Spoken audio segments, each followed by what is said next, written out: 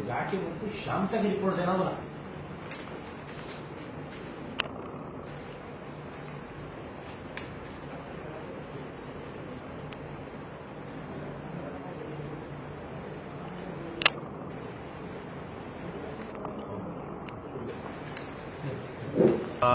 अभी हम chief executive officer Telangana state Waqf board से मुलाकात किया। मैं ये जो मस्जिद नाना बाग बशीर बाग की जो वक्फ अराजी है उसके तहफ़्फ़ुज़ के सिलसिले में बात की हम।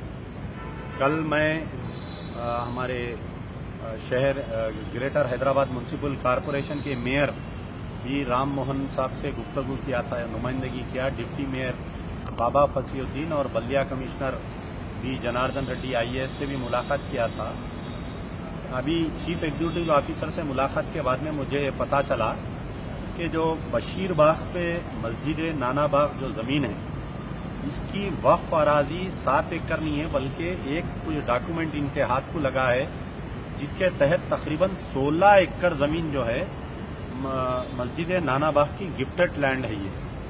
और इसको गिफ्ट जो किए थे उस हमारे मस्जिद नाना बाग की ज़मीन को वो साहब तकरीबन 16 एकड़ ज़मीन गिफ्ट किए थे। यानी वो अब जो न्यू MLA क्वार्टर्स है वो MLA क्वार्टर्स में तकरीबन 3000-4000 गज ज़मीन भी आधा MLA क्वार्टर्स भी वक्फ प्रॉपर्टी पे है। लोक आयुक्ता बशीर बाग फ्लाईओवर ब्रिज से लेके बल्दिया दफ्तर टैंकबंड कने तक और वहां से लेके आपके टेलीफोन ऑफिस से न्यू MLA क्वार्टर से जितने उसमें शादी खाने बने हुए हैं, जितने उसमें बड़े बड़े कमर्शियल कॉम्प्लेक्स बने हुए हैं, ये सारे वक्फ रजिस्टर्ड वक्फ है ये। दूसरी चीज मस्जिद के तहत अब जो भी जमीन है, यानी मस्जिद नाना बाग के पीछे एक खुली जमीन है, उसके आगे है सुमा एक आपके अंदर एक हॉस्पिटल है जय भूषण हॉस्पिटल बोलकर। वो हॉस्पिटल के जो पार्किंग है लॉट है एक बहुत बड़ी 2200 गज जमीन है और ये जो तामीर हो रही है ये है।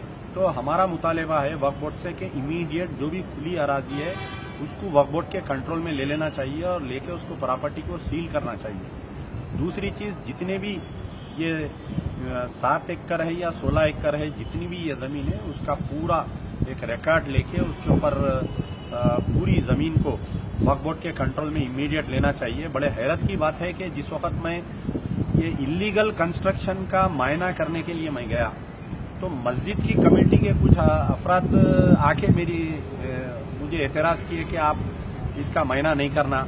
तो मुझे शक आ रहा है कि कहीं मस्जिद की कमेटी के भी कुछ अफराद ये लैंड ग्रैबरों से मिले हुए हैं क्या।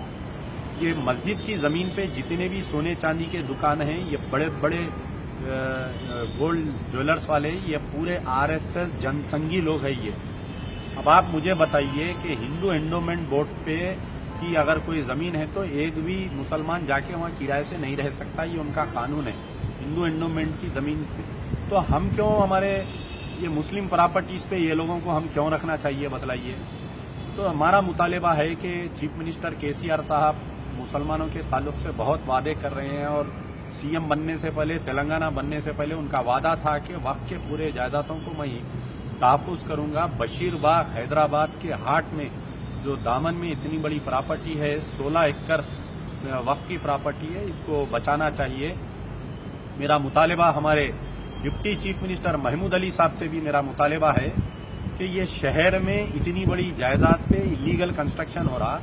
आज के अखबार सियासत में ये बात आई कि हमारे डिप्टी चीफ मिनिस्टर साहब उमर जलील साहब ये हिदायत दिए कि इसको इलीगल कंस्ट्रक्शन को रोको बोलकर, और कल मैं खुद जाके कमिश्नर बल्दिया, मेयर बल्दिया को रिप्रेजेंटेशन करा।